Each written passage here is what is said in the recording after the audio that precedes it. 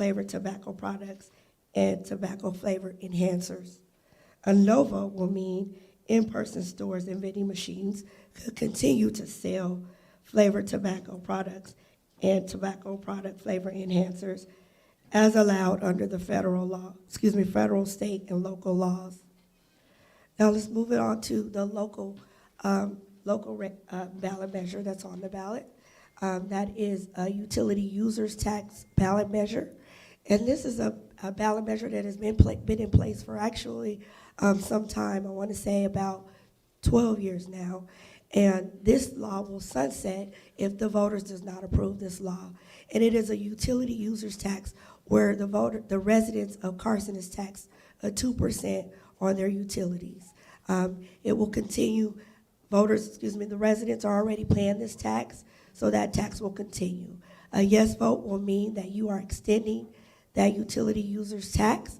A no vote means that tax will be discontinued. Thank you for your time. Once again, my name is Donicia Gauze. I appreciate you being here today. That means you really care about your democracy and your local laws, and I approve this message. Thank you.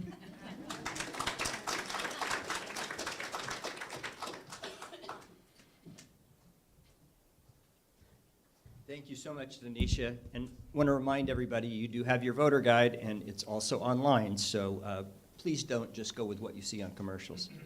So want to explain a little bit about the format today. So we have with us all but 3 of the candidates, I believe, for all of the offices. So we have 3 candidates here for city clerk, 1 candidate here for city treasurer, 2 candidates for each of the 2 council districts. And the format will be that our moderator, Dr. Hollenbrook, will ask the questions. Well, first, each candidate will have 1 minute to make an opening statement, and then he will ask each of the candidates a question, and there will be 2 minutes for answer to each question. So 1 minute for the opening statement, and then 2 minutes for those, which I'm sure everyone will respect those time limits well. And so we will do the city clerk first. And so if our 3 clerk candidates want to come up here and take whichever chairs you like. And then we'll do city treasurer, and then we will do the 2 city council districts together. So if we can have our council or our city clerk candidates up here. Not enough time. Well, it's an internet minute, so does that help? No. So once again, let me introduce Dr. Hollenbrook, who is a professor here at the university in the political science program. We're honored to have him with us today. He has conducted candidate forums before, and we're delighted to have his participation. So with that, I will turn you over to Dr. Hollenbrook.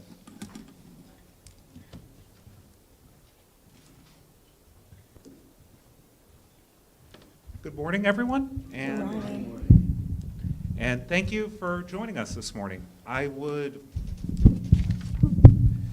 just like to take a moment to again say I'm Professor Hollenbrook in the Political Science Department, and I know I speak not just for myself, but also for President Parham and the rest of the university in welcoming everyone to this candidate forum this morning. It is both a pleasure and a privilege to be able to bring the Carson community here to campus, and both in person and online, for such an important event. As a political science professor, one point I try and make to my students is that although national politics gets the big headlines, local politics often has the greatest impact on the lives of residents. So please, voters in the audience and at home, don't just vote for governor and the like and then stop filling out your ballot. Vote for these races as well. They're some of the most important votes that you will be able to cast this November. So without further ado, because I am not the star of the show here, our candidates are, I'd like to introduce our 3 candidates for city clerk and then give them the opportunity to make that 1 minute opening statement. Our 3 candidates for clerk are Dr. Kalia Bradshaw,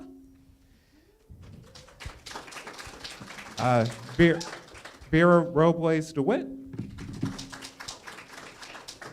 and Dr. Sharma Henderson. I would like to simply move in the order I have on my sheet. So Dr. Bradshaw, could you make the first opening statement? Thank you, Professor. Good morning, everyone. Welcome to Cal State Dominguez Hills, my alma mater. It's an honor to be back home and share this space with you. My name is Dr. Kalia Bradshaw. I am the appointed city clerk. I was appointed in December of 2021 and have been holding that responsibility since that time. I'm excited to be here. I'm excited about campaigning, and I'm excited about the opportunity to be elected by the residents of Carson and to continue to serve for the next 4 years. In my 9 months that I have been there, it has been a very interesting and exciting opportunity to learn not only more about what the city clerk's office can do in the future to better enhance its services to the residents, but also get to know the residents more in person. I've lived in Carson since I was 21 years old, so about 16 years now, a little over 15 years. My mom's here, she'll let me know. And in that time, I worked here at CSUDH as a Director of Government and Community Relations, in which that's prepared me to serve in this capacity. Thank you.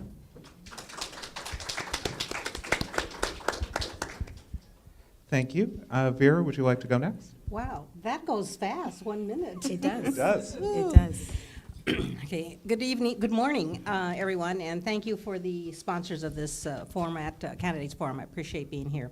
Why am I running? The city clerk's office is broken and I'd like to fix it. The office lacks stability and someone with knowledge of the duties of city clerk. Do you realize that we have had 4 city clerks in just 10 years now? And our current appointed city clerk is under criminal investigation by the district attorney's office and will be distracted until her case is resolved. I joined the Municipal Clerks Association 10 years ago and continue to be an active member. I was a finalist for an appointment for clerk in 2012. Knowing the importance of election laws, and that is a major part of the office of city clerk, I can say with confidence I have years of experience as a precinct inspector for the LA Registrar's Office, overseeing multiple polling locations. I've led an initiative, I've led a referendum, and I've led a recall, all election-related projects. Also, along with 2 other Carson residents representing the Samoan and Filipino community, we filed a successful lawsuit so that Carson would stop violating the California Voting Rights Act and stop the at-large voting. I've conducted multiple voter registration drives. Thank you. Thank you. Dr. Henderson? That was very fast. Good afternoon, everyone. My name is Dr. Sharma Henderson. I've been a resident of the city of Carson for over 15 years. When I got here, I had no idea what Carson was about, and then I fell in love. I fell in love with the people, I fell in love with the community, and I fell in love with giving service. And so I've served since day one. I currently sit on about 7 or 8 boards. I'm actually the president of Carson Accountability and Transparency, one of the organizations that's sponsoring this event. And we put out this lovely publication called the Carson Observer. I also am the president and founder of the Stroke Center Volunteer Association, and I also sit on the Sheriff Station Support Foundation Board of Directors. Service is my life. Our community deserves better. Most people don't realize what the duties are of the city clerk's office. It is a gateway to democracy for our city. It is all about transparency and accountability, and our city clerk's office is in trouble. We need help, and I'm here to help it and to save it. Thank you. Thank you. So as we move into the questions, it will be 2 minutes per response. The first question for all of you is, the position of city clerk is highly technical and operates under many legal constraints. How are you qualified for this role? And again, we'll start with Dr. Bradshaw. Thank you, Professor. The city clerk's office is very technical, and it requires a very high level of organization, first and foremost. So I think my skills as an organizer, as a natural-born leader, definitely prepares me for the position. In addition to that, I'm currently doing the job. When I came into the office, there was no leadership there at the time. The previous administration was no longer there. So I'm looking to build on the foundation that is there. I know a lot of people think that the city clerk's office is in trouble. It's not in trouble. It's missing leadership, and because the previous leadership had left. I'm building on that legacy, and I'm building on the foundation that was there before. We need to take the city clerk's office into a modern era, and I'm qualified and prepared to do so. I have a background in higher education. I've ran a department for over 12 years. I've been in management since I started my professional career over 16 years ago. I have an academic background and a professional skill set to do what needs to be done to take the office into the modern era. And I also was fortunate enough to inherit an amazing staff. I've only been able to hire one person since I taken on the position, and that was a vacant position. There is no new staff that will be coming to the office, but I'm fortunate to work with a staff that's been there for over 30 years. One of them has been there for over 30 years and is qualified and has been very helpful in organizing the office and taking my leadership so that we can move the office into the next direction that it needs to go in. I think the skill set that I possess for organizing, for honestly, just being kind. I work well with people. People enjoy working with me. They take leadership and my example very well. So the things that need to be done in the office can be done. I'm doing them now. I've only been there for 9 months, and it's not a 9-month job. It's a very long-term job. So I know that there's been some critiques over how the office has been handled thus far, but I've just scratched the surface. Thank you.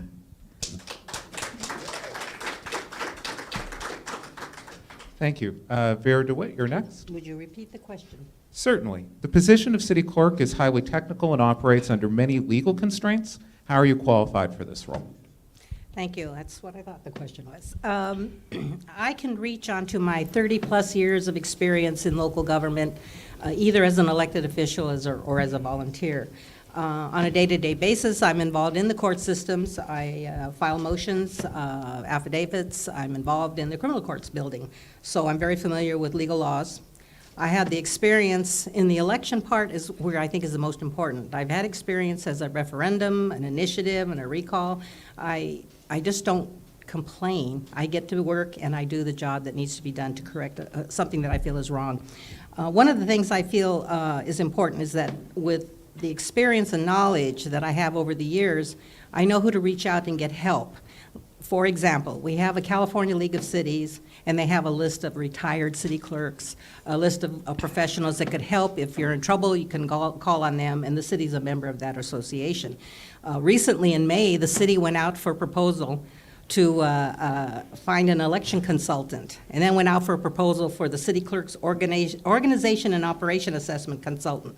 These two responses received were over $100,000. That's a lot of money to learn your job. I think we can do better. Thank you.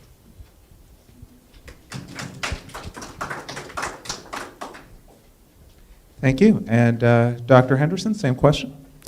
Thank you. I bring to the table over 25 years of leadership experience. I have a doctorate degree in organizational leadership. I've been in the nonprofit sector, consulting arena, and governance sector for this entire duration of my career. I'm very familiar with the city clerk's office. This would not be a situation where I'll be learning as I go along and fumbling and figuring out things along my way. I'm coming to the table knowing exactly what needs to be done, how it needs to be done, and how to correct the deficiencies in the city clerk's office. Let's be very clear. The city clerk's office is in trouble.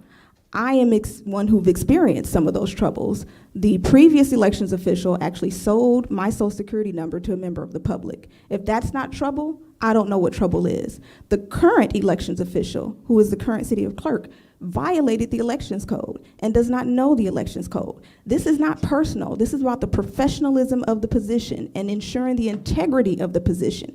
We deserve better in Carson. We do. Enough is enough. It shouldn't be about friendships and relationships. It should be about competency. It should be about service. It should be about ethics, and it should be about integrity. That's what we need. That's what we had with our previous city clerks, and that's what we need to have going forward. Thank you.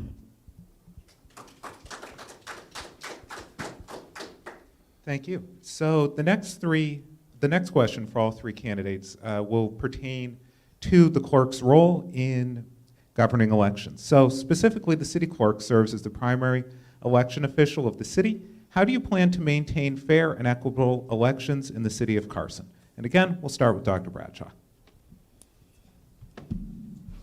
Thank you, Professor. I did hire an elections consultant to help maintain the integrity of the elections process. She is the #1 elections consultant in the state of California with over 30 years experience. She did come highly recommended by the California League of Cities. It is no secret that this is my first time running an election, but I'm also very, very smart. And I learned how to read at a young age, and I'm very familiar with the elections code. I apologize that your experience with the previous elections official did not go well. And I'm sorry for the troubles that you have had, the troubles that have been corrected by my staff. So I am prepared to run the elections, non-biased. I do have relationships with the city council because they are my colleagues and I work alongside them, which is an honor and a privilege. But I am prepared to run the elections as a non-biased person. I do not take lightly the role it is to be the facilitator of democracy. All politics are local, so you may never meet President Biden, but you can meet your mayor, you can meet your city council. I don't take that lightly. I hired an elections official so no one would accuse me of the things that, ironically, people are accusing me of. And it's not totaling $100,000. We have paid her $2,500, and this is all public information. I hired or went out to referendum for an organization's consultant because there's about 6 years worth of paper in a vault and it needs to be digitized. So that is what the consultant was requested for, which we did not even go that route because I found out the city already has a consultant who can do that. So I am saving the city money. Again, I am excited to serve the city. I do not take lightly the responsibility, and I don't spend my time bickering over things that are not of high priority for the residents of Carson. Thank you.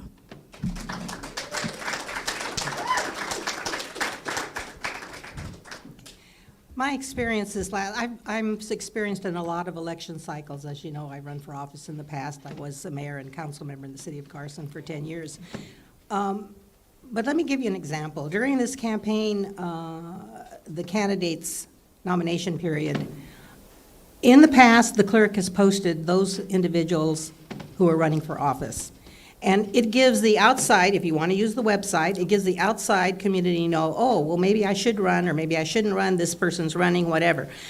I had to hound the city clerk's office, and speaking with the city clerk herself, that this should be posted. It's an information that must be out there for the public. This is an election season, and it's special.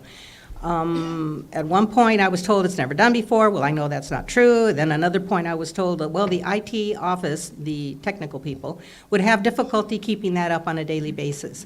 My position is, wait a minute, we're in an election cycle. The high priority is the election, and IT will just have to find some way to put that information available. With respects to deadlines, the county, we work under the county registrar's office, but our local elections official is the person on board. And we had the issue of the county advertised the nomination papers go in at a certain date on Friday at 5 o'clock. Our clerk was not available because we're not open on Fridays, but previous clerks have been available. And so we had a window of 9 to 11. So how does a person who's never run for office before know what the true information is or would not miss a deadline? I think it's important to be open, listen to criticism, make some changes if necessary, and be receptive to the public. The public transparency and accountability is so important, and election is primary. Thank you.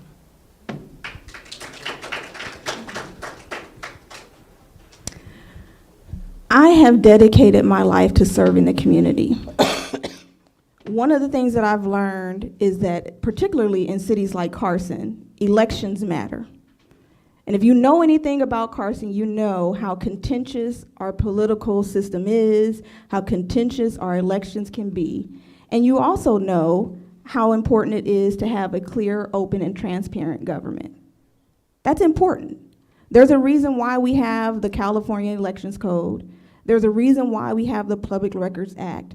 There's a reason why systems like OpenGov exist. There's a reason why we have the Legislar system, the Granica system, and the Tyler Munis systems. It's so that people can access government in a fair and open manner. But it starts with our elected officials, and that process starts with our elections. How can we have a fair and honest election without someone being fair and honest when they're running it? Again, this is about the professionalism of the position and the integrity of the position. It's not about popularity. It really isn't. And at the end of the day, some of us have worked really, really hard to make sure that we know the rules and that we follow the rules and that we do things by the book. That's all we want, is for things to be done by the book. They're not being done by the book. And I don't think it's intentional. I want to make that very clear. I do not think it's intentional or malicious. It is about having a lack of knowledge and a lack of experience. That's just the God's honest truth. That's all I have to say. Thank you. Thank you. So the next couple questions are going to be focusing on transparency, and I'm going to start to change the order. So I'm going to go in reverse order that we have been for the answers on this next one. So specifically, there's currently a backlog of records that have not been published to the city's website. How do you plan to tackle this important task? And I want to give Dr. Henderson the opportunity to answer first. Thank you. I'm one who regularly interfaces with the city's website. I'm one that regularly puts in public record requests, and yes, there is a backlog. There's a backlog of meeting minutes. There's a backlog in terms of access to information, and it needs to be rectified. It makes no sense that meeting minutes from years ago aren't up to date, but I can give you a pass on that. But when we have a council meeting, it shouldn't take that long to get the meeting minutes up so that they could be approved and be visible to the local government and to the residents. It's just not a difficult process. It's meeting minutes. So I would make sure that we get those done in an efficient manner. It's just what's owed to the public. I would make sure that our Granicus bill is paid. When I go to the Granicus website, it says that your account is overdue. That website is where our records are held. Count shouldn't be past due. The council voted to pay the bill back in May. Why is it not paid? So there are things that need to take place. I take my role with Carson accountability and transparency very seriously.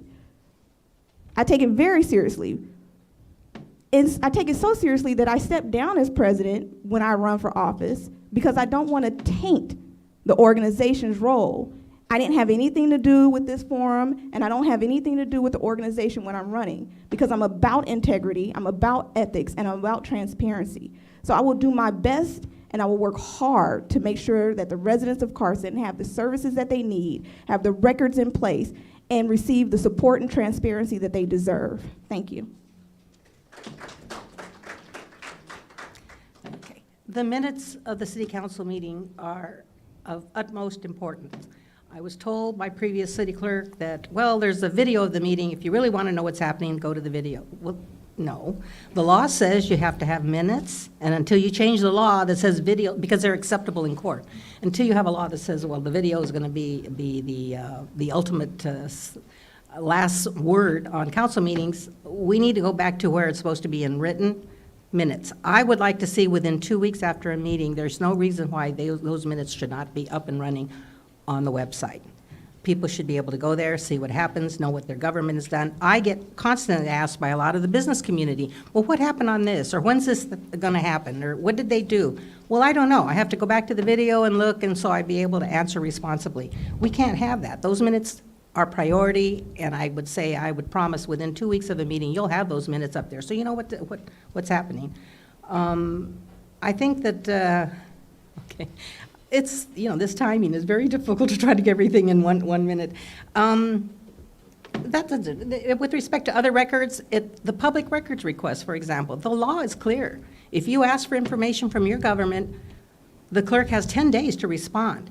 Now, she may not be able to get all the records in time, but then you respond and say, well, I need more time, and so on. I have got public records requests that I've asked that are 2 months old before I get a response. Or I don't even get an acknowledgement that I sent in a public records request. Records are important. I think the clerk should be responsible for those, and I promise to do that. Thank you. Can you repeat the question, Professor? Sure thing. So there's currently a backlog of records that have not been published to the city's website. How do you plan to tackle this important task? Thank you. There is a backlog in minutes and records. That is something that I inherited when I came into the position in December. I immediately met with the mayor to discuss the matter, and then from there I devised a plan. Plans take a long time when you have a staff of 4. I can assure you we are doing everything that we can to do the minutes in a timely fashion. In fact, when I got there, the first thing that I told my deputy city clerk was, don't worry about the backlog in this moment, because when you just continue to add to the backlog, that just makes the backlog that much longer. From the very first meeting that I've been in December of 2021, the minutes have been done.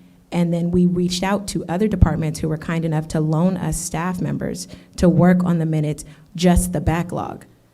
I came in 2021. I really cannot speak to why there's minutes from 2016 or previous years that were not done, but we are working on them with the staff that we have. We have a very small team, and almost every single thing of city business, aside from cash, comes across the city clerk's office. The two of you are very familiar with the California Public Records Act because you submit public records requests very often. So you know that you do get acknowledged within 10 days because my chief deputy city clerk has both of your emails flagged, so we don't have any issues or concerns with you saying that you have not been responded to. By law, we have to respond within 10 days. We get the records from the coordinating departments. The records are not all in the city clerk's office. So if someone wants a public records request for footage or planning or what's going on with Raising Cane's down the street, we have to request it from the respective department. They may take 2 months, 6 weeks, and I know you think it's just an email and you'll get it right back from them, but it doesn't always happen that fast. My staff works very hard. We're a small team. We do the best that we can to follow the law and get the information out accordingly. Thank you. Thank you. So this next question may provide candidates an opportunity to expand on their previous answers if they so choose. And for this one, we will start with Vera DeWitt. So what steps would you take to give Carson residents transparency and better access to municipal records? Thank you. It's a great question. Transparency and accountability and accuracy is a high priority in my book. Since I have an opportunity, I didn't have enough time last time, let me just say some of the things I'd like to do should I be fortunate enough to be the next city clerk. First of all, I'd like to reduce the time campaign signs are allowed to stay on the streets and be displayed. 30 days before, 30 days after. That should be sufficient enough time for campaign signs so that the city doesn't take on a blighted look. I'd like to reinstitute the passport and notary program. That was an excellent program. It was self-sufficient, did not cost the taxpayers any money, and the community appreciated having to go into their local city hall rather than some other location to get their passport or notary. I want to improve the response time for all PRA public records requests for information and follow the laws.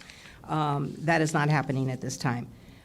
The backlog on the minutes, let me just mention that for the year 2021, there are 26 meetings that minutes have not been posted.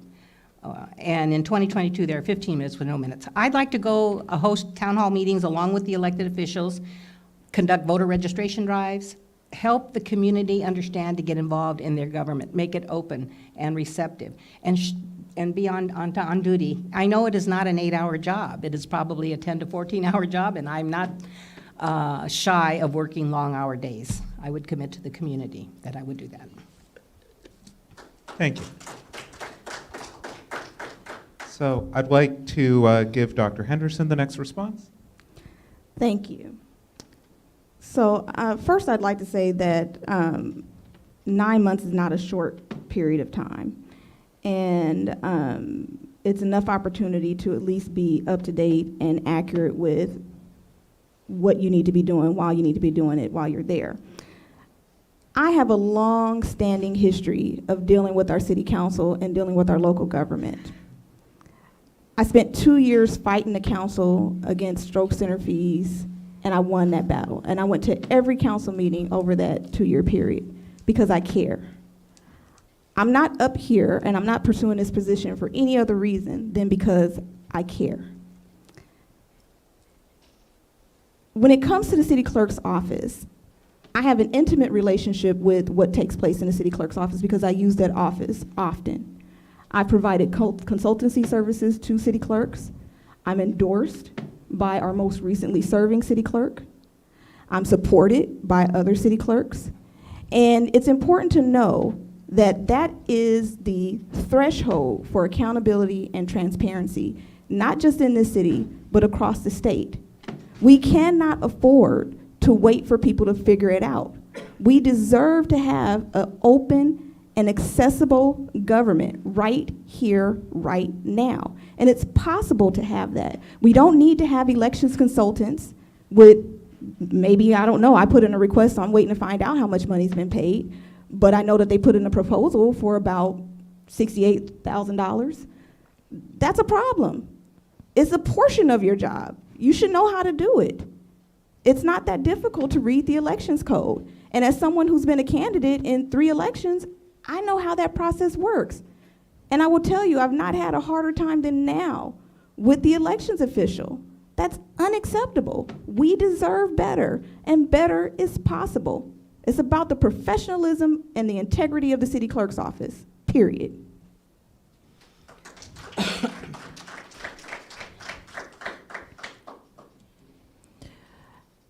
As far as transparency goes, I have been working tirelessly with our information technology department to update our website. I am someone who believes that when you go to a website, whether it's a municipality or not, the website should resemble Nordstrom. It should have a search function that works, and it currently doesn't. I'm working on that to update it.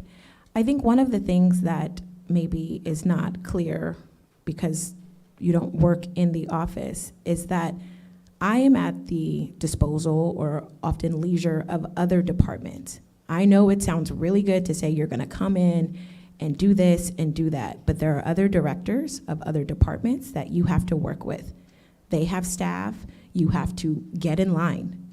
I do things all the time. My staff knows I'm very competitive. I have a little bit of a perfectionism complex. I like things to be tip-top perfect all the time. But I cannot control another department. I can say, you know what, Mr. IT manager, this needs to be up to date now. And Mr. IT manager is gonna say, okay, you're gonna get in line behind this. That's just the way it works. That's what working is. I worked at Dominguez Hills for 11 years. Everyone on this campus knows me. I would charge to get things done all the time. You have to get in line. It's the same thing at City Hall. I work with City Council, I work with the other departments, I work with the other department heads. As far as transparency goes, yes, that website needs to be updated. There needs to be more access. That's what I'm working on, getting information accessible to residents. The records need to be digitized. One of the reasons why it takes so long to fill a public records request is because everything is on paper, in boxes. I'm a millennial. We buy houses and cars from our phones. We can't do that in City of Carson yet. That's what I'm working towards, to make these public records requests get answered more quickly. It takes other departments to dig through boxes, dig through vaults, go to the corporate yard. These are all things that have been in existence prior to me getting there. And 9 months is not a long time. It's not a long time when there's a backlog in every area of your office. It's not a long time when you're dealing with a budget that you inherited from someone else and you're trying to work within it. I can assure you, Granite Kids gets paid on time. And I'm not even the person that pays the bill. That's a completely different department. Thank you. So this next question will be our last one for our clerk candidates. How would you maintain neutrality between various council factions and groups in the community? I'd like to start with Dr. Henderson. One of the things that I'm very proud about is my record of service, my integrity, and my ability to stand on my own and stand up to what is wrong and stand up for what is right. I understand how politics work in Carson. I'm very familiar with how politics work in Carson. I am not beholden to anyone. There's a reason why people on the council, particularly certain people on the council, support who they support. They support people because they are beholden to them. And sometimes you don't even know that until you get there and you get in a position and then you realize what they ask of you. I do want to say that it is important to know that for many years, the city of Carson had excellent service in the city clerk's office. We had that with Helen Kawagoe. We had that with subsequent clerks, particularly with Denicia Gaz-Adana. It is an insult to their legacy to imply that the clerk's office is just out of order and archaic, inaccessible, etc. What's going on with the city clerk's office and the problems that are happening, it's not a systemic issue.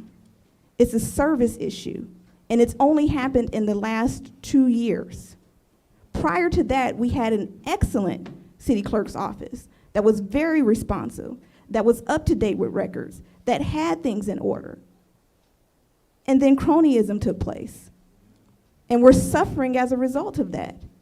And I'm sorry if it sounds bad, if it hurts feelings, that's just the truth. I'm here to stand up against that.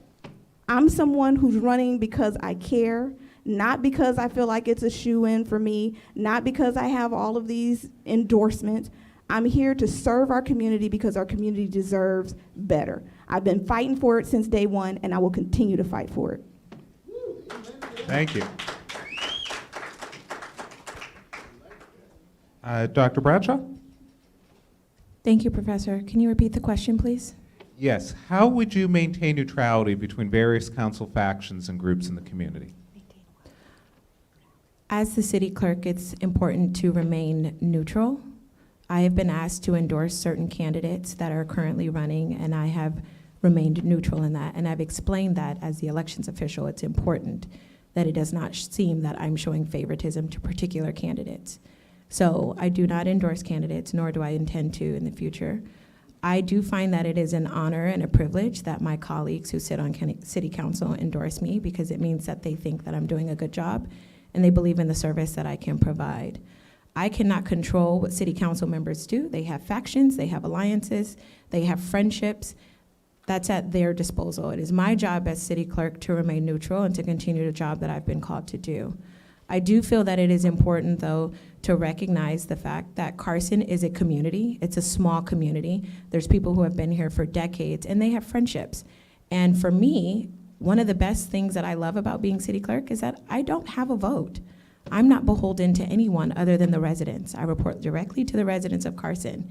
And I'm really proud to say that in my 9 months, I have had one resident who actually said that they were not satisfied with me, aside from my 2 opponents here. I feel very thankful and fortunate that the residents have accepted me. They have shown compassion to me. They have been kind. You'd be surprised how far you get when you just treat people with respect. My staff has gone through several changes in leadership, and I had to take a step back as a manager and recognize, okay, they've had several bosses in the last several months. Let me gain their trust. Let me work alongside them. They were here before me. What can we do together? Let me hear from you. What are your concerns? And I don't think that initially, that didn't cross my mind. I came in, I had my plan, I was ready to go. And I realized I need to talk to them. So my factions are the residents of Carson. And so far, I have not gotten very many complaints about the service that I'm providing, and I look forward to continuing to provide excellent service. I too am passionate and loyal to the residents of Carson. Thank you.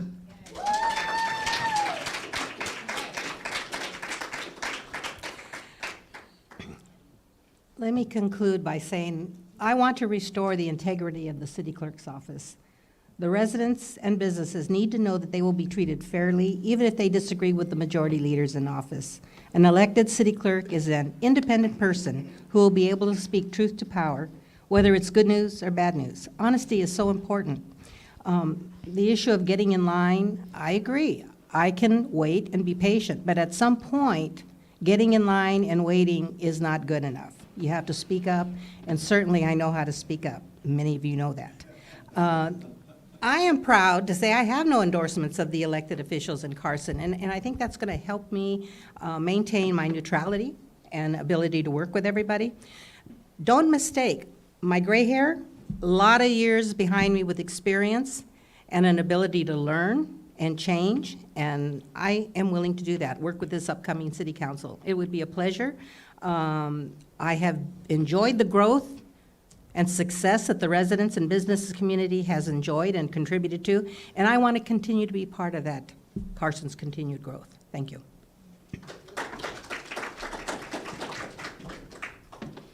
I'd like to thank all of our candidates for clerk for their willingness to be here today and answer questions. We're now going to switch over to the treasurer's candidates. Thank you. Thank you, Professor.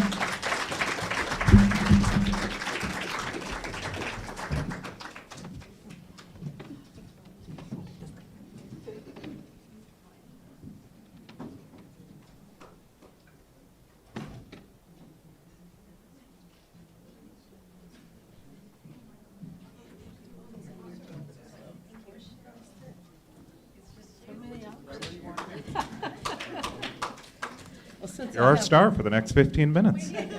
I'll sit this way since I haven't started.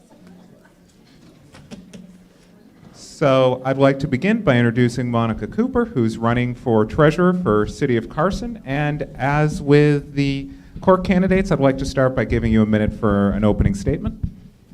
Good afternoon, ladies and gentlemen. I am Monica Cooper, Carson City Treasurer. I am running for my third term here in Carson. 7 years, love it, enjoy working for and with the residents of Carson. My goal in running is to maintain our revenue in terms of protecting and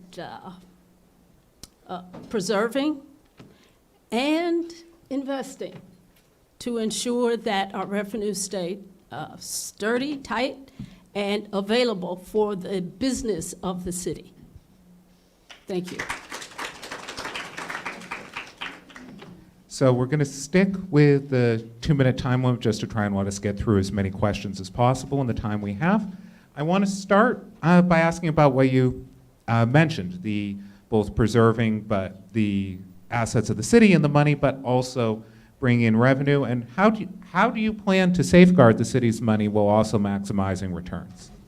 Well, safeguarding it is pretty easy, aside from the many cyber issues that we have, cyber attacks, sometimes internal, but we have the safeguards with our banking system that allows us to maintain the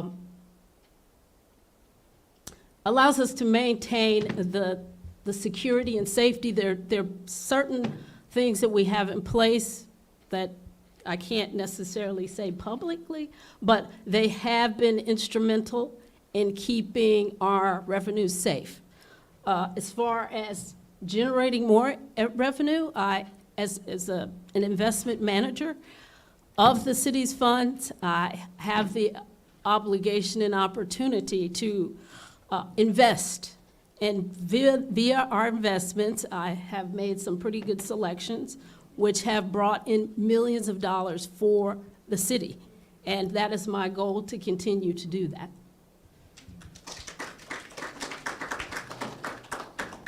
Thank you.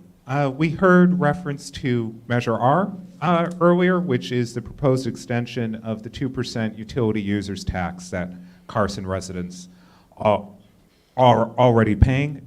What's your position on extending that? I'm actually in favor of it. Currently, the city has a surplus, and the goal is to keep the city in the black. And by pulling these funds, it could potentially put the city in a negative position, I should say. So the measure only tax those of us who are under 65, I think that's the threshold, and who are at a certain income level. So those of us who are able to pay the tax, which is pretty low, it's at 2%, it's affordable, so and it's good for the city. So I think it's a great thing to keep in place. Thank you. So, as you've mentioned, you've been the treasurer for a number of years now. So what have you done in Carson that you think's been most beneficial for the residents of the city? For the residents, I would have to say the implementation of a new financial system.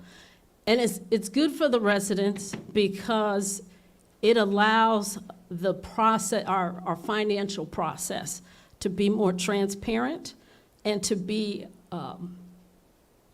more efficient. So when a resident comes in to pay or to,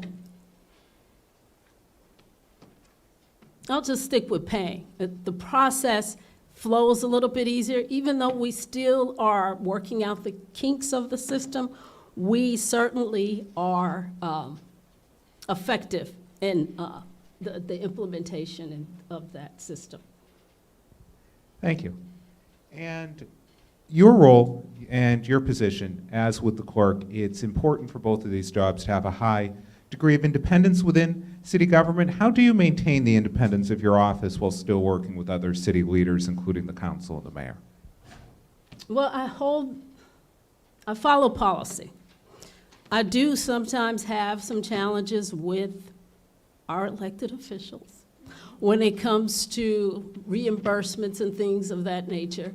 I have to hold them to the policies that are in place. A lot of times they don't like it, but it is what it is, and I make sure I maintain that strict guidance, guidance. In addition to that, I generally do not align with anybody. For the most part, I do not align with anybody as far as our elected officials are concerned, because I don't want there to be an expectation of, can you hook me up over here, that kind of thing. So, so I generally just keep my alliances clear, and in addition to that, I follow policy. Thank you. So one question I would like to ask, you've talked a lot about what you've done in the past in maintaining certain things within the treasurer's office, but I was wondering if there are any changes that you think need to be made, either in the role, the office, or maybe just policy changes that are needed in the city of Carson that pertain to your job and the finances you oversee. One of the most important issues I think needs to be addressed is, as the current city clerk mentioned, the digitizing of records. Most of the records in the city treasurer's office, it's paper, bank statements, it's a lot of paperwork. And what happens is, we have about 70 or 80 accounts, so you can imagine every month getting bank statements, 5 pieces of paper per bank statement. And those documents have to be filed and can't be destructed until 7 to 10 years. So needless to say, we have a lot of storage of paperwork. So my goal is to, I've started the process, but my goal is to increase, hopefully to 100% digitize that department so that our records are available into perpetuity. Thank you. Do you think your office has the resources necessary to do that? No, but you know, we kind of improvise. I have to improvise. So, for instance, in the summertime, when we have interns that come to the city, I will use an intern to do some laserfish, you know, where we digitize the record. But that is a very long and arduous process. So it can't get done in the time frame that I'd like to see it get done, but a little bit goes a long way. Do you have a sense of how long that project will take? Probably, maybe 5 years. Thank you, and I hope it hasn't seemed like I'm putting you on the spot on this issue. I just wanted to give you the ability to expand on what sounds like a very important issue facing your office. Yeah, and it's the hard. city. I'm sorry. No, go ahead. It's actually difficult to get council to increase our budget. Like, for instance, with the clerk, don't want to increase their budget. Don't want to increase my budget, so I have to work within the funds that I have available. So it makes it hard to get things done.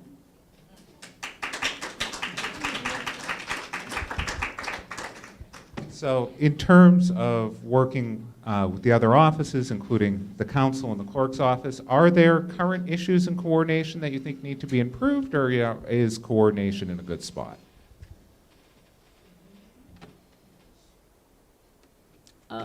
Coordination, I think we're coordinated well. I think that, do I want to say this? I think that the salaries of the clerk and the treasurer, they haven't been increased for, I think we're going about 10 years now. Now, everybody else in the city has gotten an increase, except for us two, for these two positions. And our council, some of the council and mayor does not think that we are deserving of anything. And of course, I don't agree with that, given the level of work that the clerk and I do on a daily basis and the responsibility that we have. It's tremendous. So that's the disconnect for me when it comes to council. But, you know, I'm grateful for what I have. So, so I'll take what I have. And then one last question. We've talked about a lot of very important elements of your job today, but what do you think is the most important role of the job? The most important role, I have to say, is the transparency part of the job, because I am dealing with money and I'm dealing with a lot of it.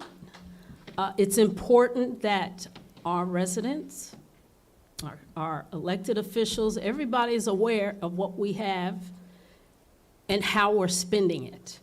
And so my job every month is I make sure I give a report to our council and our community of what we have available in our accounts and also what we have available as far as our investments are concerned.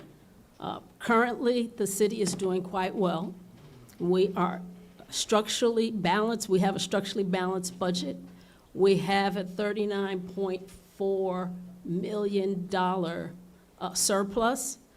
And so the city is doing really well. And we just want to keep the residents informed of that, whether we're doing well or it's going in the opposite direction. Thank you. So thank you for being here today. This is going to conclude the treasurer portion of our forum. And for the rest of the forum, we're going to switch to our two council races. So we have both District 2 and District 4 today.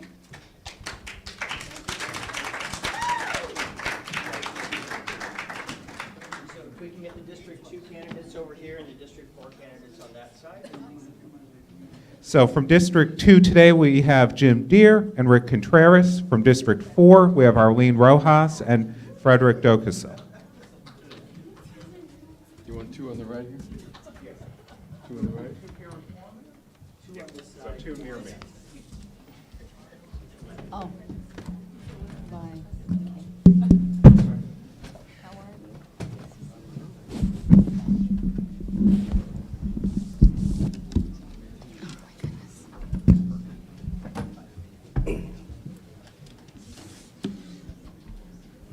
Okay, my apologies for that slight delay. I would like to, again, thank all candidates for being with us. So essentially what I'm going to do is I'm going to put one question at a time. I'll put the question to all candidates from both districts, and then we'll just sort of mix up which district starts and all of that. So I will start by asking the question of District 2, and then we'll move to District 4, the big one. What do you see as the biggest... Do you have opening statements? Oh, yeah, sorry, if you've got opening statements, go for them. So why don't we like just... to follow procedures. Procedures are a very important thing. So why don't we start with District 2 and just start near me? Hello, my name is Ricardo Contreras. I am running for District 2. 3 years ago, that's when I purchased my house here in Carson. And what prompted me to run for office was in the short 3 years that I've been here, I saw the mismanagement of my city. My constituents, my community is not heard. Their voice is silenced by the current city council, by the current government. You know, I had to get about 15 to 20 signatures to run for office. It took me little than an hour to collect those signatures because the people jumped at the chance of seeing the current city council and government being replaced. I've seen everything, like in a matter of less than 3 years, there has been a hazardous material pollution, there was a refinery fire, there's high crime rate, amongst many other things. And so here I am. My name is Ricardo Contreras, District 2. Thank you. And Jim Deere is next for District 2. Yes, thank you. I'm delighted to be here today. The candidates forums usually pre-pandemic, we had several, and I'm just happy that this one is taking place. I want to thank the Theta Alpha Omega chapter of our Alpha Kappa Alpha sorority, the Carson Chamber of Commerce, the CAT group, Carson Accountability and Transparency Organization, or that committee. I want to thank the university, Cal State University Dominguez Hills, for hosting it. And I particularly want to thank every one of you that are here today. You've taken your precious time to learn about the candidates, to learn about the elections. You care about your community like I do, and I very much appreciate that and respect that. So in this short time, this statement, I actually graduated from high school, walking distance from this room we're in right now, Gardena High School. I grew up in this area with 2 miles, born and raised 2 miles from this campus. Before the campus was built, I rode my bicycle and my motorcycle here, so I have deep roots in the area. Thank you. Thank you. So as we move to District 4, I'd like to start with Arlene Rojas. Thank you. Good afternoon. I am Arlene Rojas, and I am the current councilwoman for District 4. Thank you, everyone, for supporting me on that. I'm 32 years active law enforcement right now, and one of the 3 things I am currently working on is I created a public safety task force called COP, which is Community-Oriented Policing, and that is a committee where the citizens, volunteers, and police and council work together to combat the issues in District 4. Another thing is, one thing we're currently working on is the economics in the city. Carson has a lot of dirt. And when I say that, I'm not just talking about gossip dirt, I'm talking about dirt on the ground that we need to get into shovel-ready projects. And that's what's happening now. And then another thing I am currently working on is the senior and the youth. We need Carson High Stadium.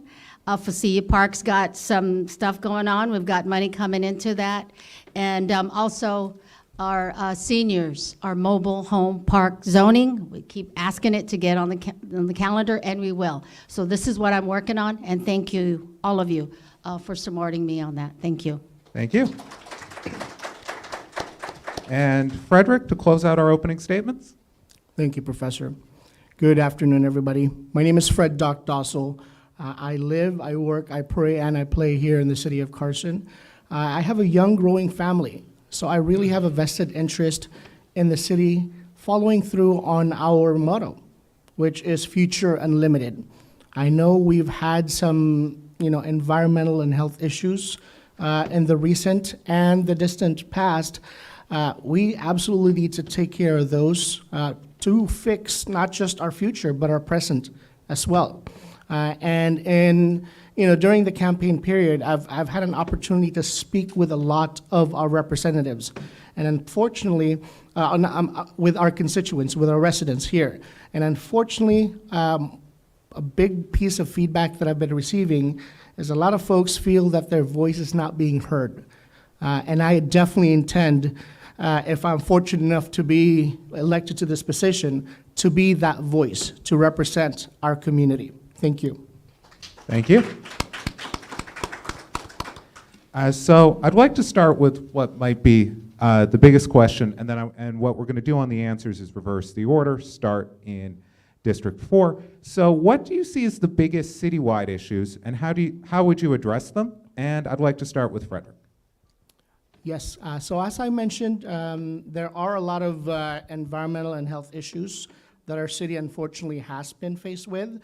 Last year, unfortunately, the city of Carson made headlines, and for all the wrong reasons, with the Dominguez Channel contamination. On top of that, we also have, unfortunately, a history with regards to the dump sites and the oil depots here in the city. So those are absolutely things that needs to be corrected. We need to take the necessary steps, with as far as having contamination prevention policies in place, because that's what ended up happening last year. Was while obviously part of the reason was that the Dominguez Channel is part of the county of Los Angeles, we as a city, our residents are directly affected by what happened. So we should be a lot more proactive in terms of solving these issues. And on top of that, I live in Monterey Pines, right next door to the carousel track. So I spoke with a lot of my neighbors that were out of their homes 6 to 9 months while the environmental issues were being corrected. Some of them were glad that it was taken care of. Some were not happy because there are still lingering concerns. And I think it's imperative. It's really important for us to work collectively together and really get that respect back from our community. Because at the end of the day, unless we're united, these concerns that I mentioned are not all going to be addressed to the full contentment of everybody involved. Thank you. Thank you. So same question for Arlene? Thank you. Having 32 years law enforcement experience as a first responder and as well as 5 years United States Secret Service, I do have experience on disasters, negative impacts on the community. And one thing that I immediately went into council is, do we have an emergency preparedness plan? And that will, if we have elephants crossing the road, we need to have a book that says, this is the emergency preparedness plan that we have. If we have a spill, if we have the Dominguez Channel, if we have a fire, if we have a school shooting, you need to have an emergency preparedness plan, and that is what we have in the city of Carson. And the ones that we don't have, we will prepare that, because that is something that is important in the community. And that's responding to Mr. Doctoso's response and what has happened last year. What is happening now in District 4 is we have had shootings. We've had gangs. We've had fentanyl in the high schools. And that is something that I, again, have the experience in working with. So my town hall meetings are every Tuesday at Facilio Park. I had one at Scottsdale. I'm going to have one in Del Amo. And we're going to discuss what is going on public safety-wise in District 4, because that is the #1 issue that the residents in District 4 are concerned about, and that is public safety. Thank you. Thank you. So again, biggest citywide issue, and where would you address them? And I'd like to move next to Jim. Myself? Me? I was planning to start with Jim, but either way, gentlemen. Go first. I went first last time. Okay, well, in that case, I'm going to have Ricardo go next.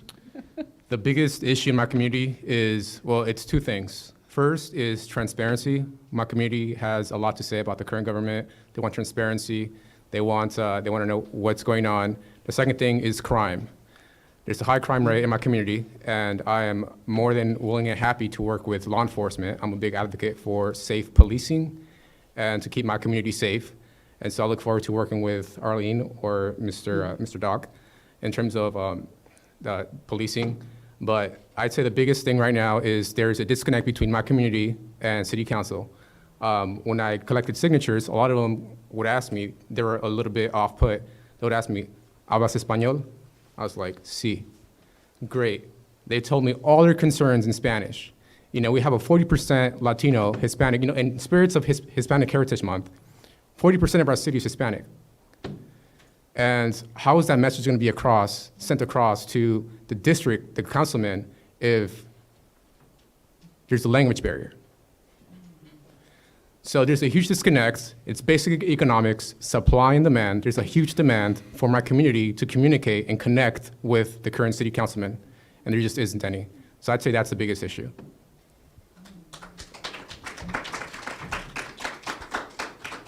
Thank you. We'll move to Jim. Certainly, the most important factor we have in order to have a great future is our security.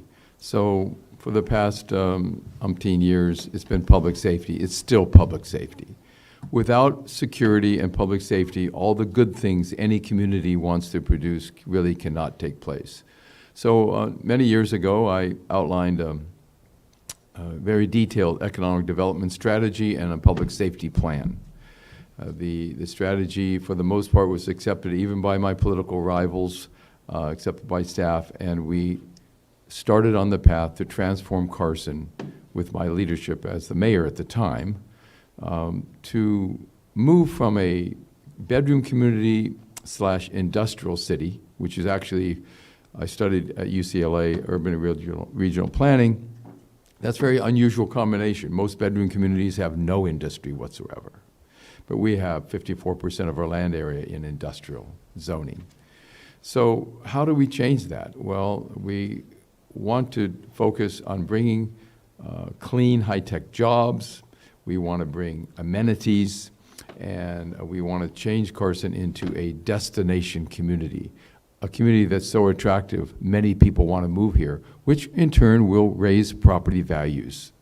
We want to turn it into a city that people want to raise their children, because we have this beautiful ethnic diversity that other cities don't have. It's a strength for us. We want to attract people that want to live in a community with all kinds of different ethnic backgrounds. That's the beauty of Carson. That's why I love Carson.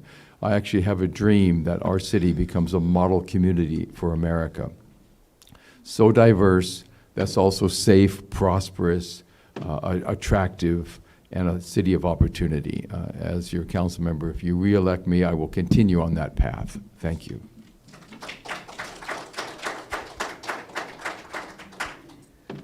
So the next question, I'd like to go a little more issue specific. And what do you plan to do in addressing the homeless situation here in Carson and in trying to keep the order in flux? I'd like to start with Jim this time. Certainly. The homeless issue throughout America is a major problem. And those of you who have lived in Carson a long time, like I have, you know there's more homeless people on the street now than there were in the past. And it seems to be getting worse, not better. So we work with the Sheriff's Department to get a two-deputy intervention team to actually approach each one of the homeless people to see what we can do as a government to help them become successful and get off of the street and become housed. Because without a secure place to live, their future is quite frankly, and you know, I'm sorry to say that it's bleak.